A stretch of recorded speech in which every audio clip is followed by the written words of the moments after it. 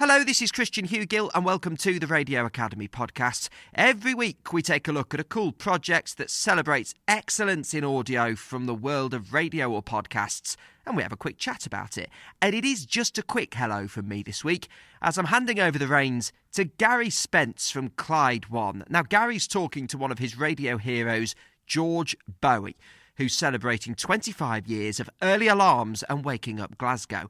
Who better to talk to him than not just one of his colleagues, but also one of his biggest fans. Garry, all yours. Hello there, Radio Academy. I'm so excited for you to hear this, because I was so excited to do this. I'm Garry Spence. I'm on air at Clyde 1 every day from 4 o'clock in Glasgow, and across the Hits Radio Network as well in Scotland. But I've known George for so much longer than the time that I've been here. George, these days, is well known across the whole nation for the phenomenon that is the GBX. It's a dance programme on the weekend. It's much more than that. It's a brand, it's a music genre. And I'm sure we'll get to that later. But I wanted to go back much further than this, because we go back a bit further than this. I grew up in Inverness and at MFR. And this was long before programme sharing, as they used to call it. Long before networking. None of my friends, none of my family knew who he was, but I knew George Bowie was the top dog. You know, he was doing breakfast in Scotland's biggest city. He was, and still is, by the way, to Glasgow what Chris Tarrant was to London in radio terms. It's that big, and he's gone on and on and on. So that's why I wanted to have this chat for the Radio Academy, because he's done something that so few people have done. This is George Bowie, marking 25 years at Clyde 1 on breakfast for the Radio Academy. George Bowie. Take us right back quickly. Let's talk about how you got involved with Radio Clyde, as it was. Right, how, at the very, very start. Aye. Right, well, my dad was an agent. We owned nightclubs and all that. I owned what's now the Garage in Sauchiehall Street, and he owned this place called the Penthouse above the Apollo and things like that. And he was an agent as well, so he looked after like traditional Scottish acts, like the Alexander Brothers and stuff like that. The Corries. I don't know if he did the Corries, but he put them on in shows and stuff like that. Yeah, definitely. And your mum was involved in showbiz as well. Yeah, she worked in STV. Yeah, she worked on Wheel of Fortune. So you were brought up all around this? Kind of, yeah. But my dad, he had this agency on the side, and he had a comedian, and I'd just passed him a driving test, and he said, this comedian's done a demo tape for Radio Clyde. They'd just moved to Clyde Bank not long, and he said, could you drive down to the new studios and check it out and hand in the demo? I thought, oh, this is good, I'll get to see it, because I was quite fascinated by radio, because I'd already started DJing in my dad's clubs when I was like 13, 14. So I was doing all that kind of stuff, and I always wanted to be in the radio. Never wanted to be in television. I don't know if you were like that. I'm exactly the same. Yeah, couldn't care less about television. Just wanted like be on the radio and now latterly make music. But so I drove down here and handed in the demo tape, and the guy that was head of production at the time, I kind of knew a little bit because he used to come into the clubs, and he said, "You want a tour?" I said, "Oh, I'd love that. That'd be great." I said, "Yeah, walking around," and they say right place, right time, all that kind of stuff. I said, I'd love to work in radio one day. I said, I'm DJing, in bars and clubs at the moment. I just turned 17, I think. And he said, oh, look, we're really stuck for someone to do a shift tomorrow night. That's what to do, get them when they're desperate. Yes, that's been the key to everything I've ever done. Get them when they're desperate. So I said, well, I'd love to do it. And because I was kind of working for my dad, I could phone him up and say, by the way, can't come to work tomorrow because I'm going to work at Clyde. So this guy came in and basically showed me what to do and left me to it, which wasn't a good idea, because I did put the station off air about 3 times, but it was at 5 o'clock in the morning. Rite of passage. We've all done that. Yeah, nobody knew. I did that last week. Nobody knows. So when you're doing all these shows across the schedule, was it always breakfast for you? No. I never wanted to do breakfast. How have you ended up doing it for 25 years? I don't know. Years? I really don't, because I still don't want to. I still don't want to get up at 4:30 in the morning. I genuinely don't. But I kind of like, I've accepted that's what, that my kind of act is only going to work in that time slot. I mean, I would love to do a breakfast show with the best will in the world on your slot. Oh. No offence to try and steal your gig. That's a dream. It is incredible. When you look back to when you started at breakfast, Clyde 1 had something like 800,000 listeners. Clyde 2 had 450. Yeah. Now, obviously, things have changed. There's a million other channels and different things and all those cliches. But to still be doing the numbers that you're doing is, as most of the industry knows, it's really not that common, to still have the 80-90% of what we had back in the day still there. It's same with television. You look at like STV. If you compared to like their figures when I started doing breakfast show to what it is now, I mean, obviously it's going to be nowhere near it because there's so many more channels now. And it's the same with radio. There's so many more channels, but somehow Clyde has just kept up there. All the hits, 102.5. So what is it then? You're saying for a while, obviously, I guess you still had things to prove. You want to have a big run, but is it just the case now that you feel like you've done it? Yeah, I feel like I'm happy doing it and I'm happy to carry on doing it. And if they say to me, by the way, you're a wee bit old for this, why don't you go and do like some weekend shows or whatever? My kids aren't growing up anymore. I don't have any responsibilities. I've got a 14-year-old. That's it. My other two kids look after themselves. By the way, this is excellent contract negotiations, I have to say. And it's just kind of like... You're really setting out your stall and making a lot of people panic right now. I'm happy to carry on doing it, but I don't need to carry on doing it. I know that sounds a bit arrogant. No. I don't mean that to sound like, hey, I could retire tomorrow and live in the sunshine. I probably could. I wouldn't be happy. I want to touch on that in a second, but actually I would suggest that when you're in that frame of mind, and I know a lot of people who do our job have been, you actually do your best stuff. Yeah, that's what I was trying to say. I'm more relaxed now than I've ever been because I've not got any worries. I'm not worried about, can I afford to pay my mortgage if I lose my job or whatever. There is going to come a day when you're going to get the tap on the shoulder that's going to be, right, I think maybe, we need to look at something else. And that's fine, and I'm totally cool with that. I'm hoping it won't happen for a while because if I'm being honest, I really enjoy doing it now. It does feel like these are from what you've said to me off air a lot of times, this does feel like your happiest era here. Yeah. 100% it is my happy. And I don't know if the two are connected, if it's because I don't really care anymore or I'm just like working with such great people that I'm having so much fun. It's nice that you can enjoy it that way though, because I think some people absolutely knock their pan in right up until that moment where they get the tap, whereas you're actually just kicking back and enjoying it. Yeah, and just having fun, and that's great. And who knows, maybe I'll just keep going forever. George Bowie. The best. The best in the West. Clyde 102.5. So, plenty of ups and downs, which we all had at the start. But if you could pinpoint a time, an era, maybe even a year where you thought, right, this is mine. Clyde 1 Breakfast. I am Mr. Clyde 1 Breakfast. If I'm being honest, I think about the millennium, I realised this is mine.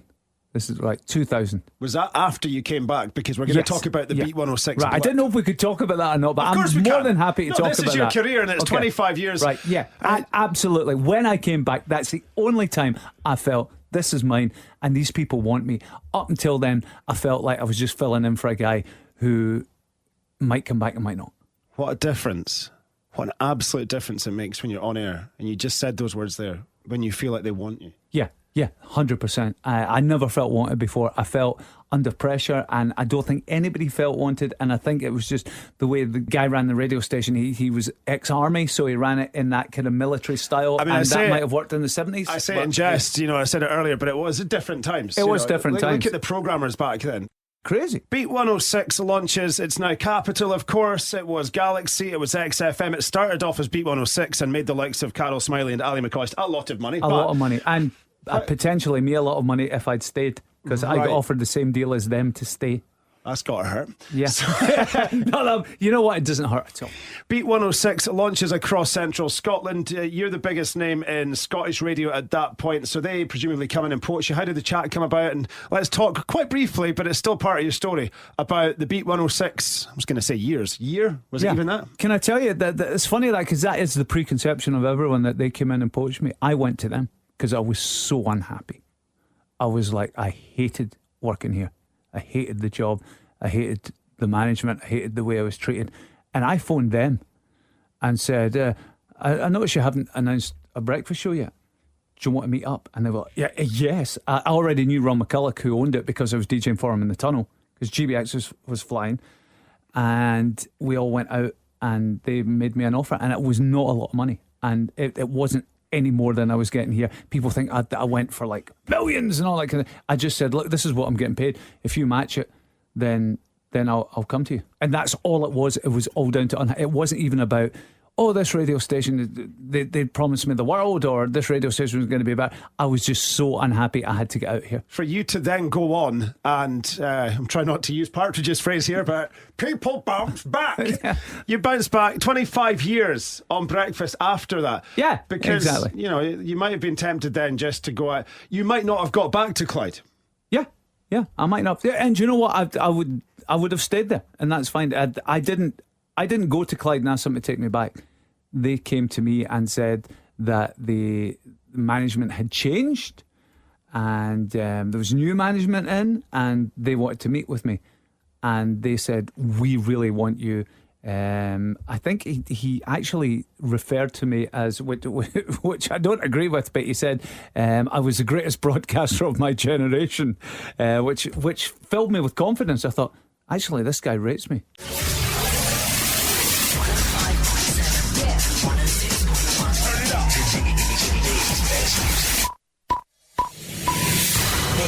This is Beat 106. Excuse me for interrupting. Let's call it the new era then at Clyde One. You're back, it's the year 2000, you've got better management, you're happy, you feel it's your own. Yeah, they were really happy times, man. They were great times. I can believe that you don't feel it's 25 years because of what you just said there. You think of 2014 as 2 or 3 years ago, and it's coming on a decade. So I can see. I think of 2000 as 3 or 4 years ago. I think of like what you're talking about when I left and came back. That seems to me like less than 10 years ago. And it just flies by. Yeah. Because you're on the air every day, churning it out somehow. That's what I want to ask you about next. The pandemic was hard for everyone, and I know we're all done talking and thinking about it, but a breakfast show during the pandemic, I mean, you guys and our colleagues all over the country just coming in and churning it out every day. I mean, how? Yeah, it was a weird one. It was, I just enjoyed it. I just enjoyed getting out of the house and still being on the radio, and I can talk rubbish to anyone, so it didn't make any difference to me whether, you know, there was people in the building or less people listening or whatever. I was still living a life to a certain extent with the chaos that's going on in my home and everything else. In a way as well, it was the one box you hadn't ticked because you've been on air through so many mad times, you know, and for me the big ones, in fact, it was the year you started, Princess Diana. Like the week, or was it the week I started? It was round about that anyway. It was like maybe a month or two into the show. We went on for a week and we're told we weren't allowed to do any features, anything. We were only to play ballads every day for a week. So we were playing like the Bangles' Eternal Flame out the 8 o'clock news and stuff like that. That'll cheer everyone up when they need it. All the hits. 102.5 Clyde One. How has your prep evolved over the years, or your approach to it? Because the industry has changed wildly all around you. Yeah, I think I started kind of like just winging it. And I think there's more structure now, but I still wing it around the structure. Like I've always got too much stuff. I'll always get handed stuff. Oh, why don't we talk about that? I want to do this. And or I will just make a comment, someone will phone in, and you'll get this as well. So you'll make a comment, someone will phone in, and suddenly get an entire show out of it. And that's it. But this is what I want to get across to people across the UK who aren't in Glasgow in the West, who haven't been in your studio. We call them Bowie calls. I called them that at Capital. If you mention something on air, I think it's fair to say, unless you're on a national radio station, the days of opening your mouth and saying something without even a hint or a suggestion that somebody should react to you, the switchboard's full. This still happens every day at Clyde One in Glasgow, and that doesn't happen anywhere else that I've ever worked. I didn't realise that. I just thought that was a radio thing. No. So you're saying, oh, you know that way where you mention something on the air and then you get 25 calls? No, like no one else does. But I've seen it in your studio. It's crazy. And it's a Bowie call. You know, it's like, great, I've not even asked for that. And they're giving me stuff. There we go. So I think because I've done the show for so long, I think people know they can talk to me about anything. They know my sense of humour. They know the type of person I am. They know me kind of inside out because I kind of wear my heart on my sleeve. I just come on and be me. I'm not like a character. I haven't changed my name to you know, to some kind of radio name or whatever. This is just me, and this is just the rubbish I talk, and thankfully people have liked it for 25 plus years. over the years then, let's talk about the good times, you know, the festivals, the international broadcasts, all the mad events that have gone down. What are some of your happiest memories of being on Clyde One over the 25 years? Oh, it's been some great stuff. I remember I was reading a book actually recently about one of the guys that used to work in here that had written, and it reminded me of something I'd more or less forgotten about. When we went to New York, we won a New York award. I did I can't remember what it was some kind of interview with Tony Blair when he was Prime Minister, and it got nominated for a New York award, so we flew out to New York and we won. And we did the show live from Times Square, and I'd completely forgotten about this, and that was quite amazing. Like the stuff you get to do. I know. So yeah, we were actually at Times Square, and because of the time difference, obviously, it was like 1 o'clock in the morning when we were starting the show. Pitch dark, but it's New York. There's still people stoating about, and it was just, that was class. Another one was we got flown out to Florida by one of the record labels, whatever label Celine Dion's on. They flew us out and put us up in this massive resort, and we did the breakfast show live from this huge resort because Celine Dion was going on tour. And they flew us out first class, Virgin first class. Even in Inverness, we had record labels come up, take you out for dinner Yeah. like the good old days. I can't imagine how bleak they're feeling things now. But Oh, that was amazing back then. We used to get invited. I used to knock a lot of it back. showcases. Because, we'll get a new Madonna album, we'd love you to hear a new Justin Timberlake We're album. putting on a jet for you, come down to London. Yeah, exactly. And, you want to fly down to London and meet Pink and do an interview and stuff and things like that. And, do you want to DJ with these people? Do you want to play at Hampden with George Michael? Yeah, that'd be great.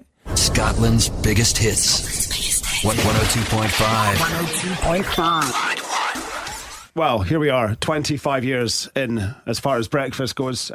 I think I picked up on this earlier. I think you're agreeing that you'll do many more, which is good news for everybody because nobody wants to be that guy or girl when you go. But someone's going to have to do it one day, I mean, it's one of these things. It's kind of like everything moves on, eventually Ant and Dec won't be on the telly and someone will have to do that, and times move on. Well, here's my killer last question.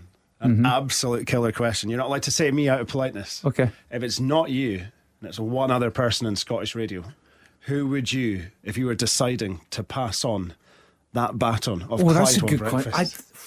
I wouldn't want that responsibility. I wouldn't want to do Like a pro. I wouldn't want to do what Alec Ferguson did when he put David Moyes up for Man United and it all fell apart.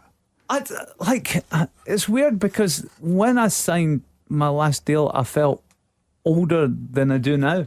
It's strange. I thought, but now I don't really feel that way. I don't know if GBX keeps me younger. I think it might be that.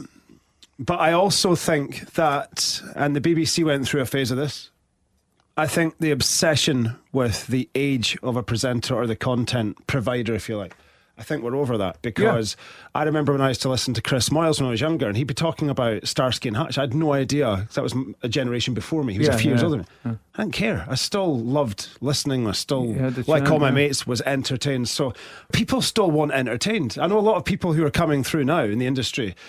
There's a lot of campaigning and that's great because we all have a responsibility to do that.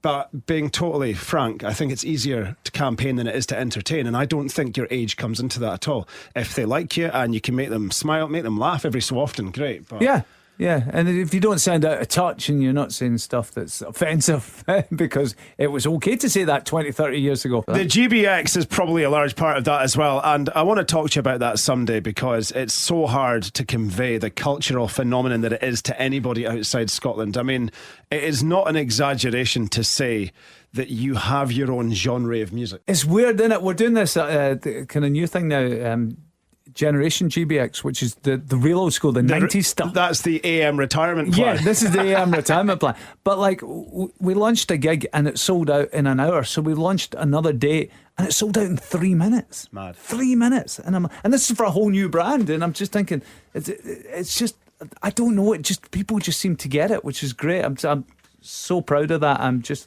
It's because they love the tunes and they love you, George. I've been very careful not to laden this whole sort of chat with compliments, but I know I speak for everybody in this building and out with it. You're so unaffected by your success. It's just been an incredible career, and the important thing is, and I think we've almost shaken on this, it's far from over. Far from over. I hope 25 years isn't like a band bringing out a greatest hits album. No, it's Whenever really a band brings out a greatest hits album, that's it. George Bowie at breakfast on Clyde 1. Long may you reign. Good to catch up. Great, Gary. Thank you, pal. Very grateful to Garry and to George. What a proper radio legend. And you can get more from the Radio Academy for just £3 a month by signing up to be a member. You get loads more great content like that. Search Radio Academy membership for the details. Now, I'm back next week with a look at how to make a daily news podcast with Niall Patterson from the recently relaunched Sky News Daily. I look forward to talking to you then. Bye for now.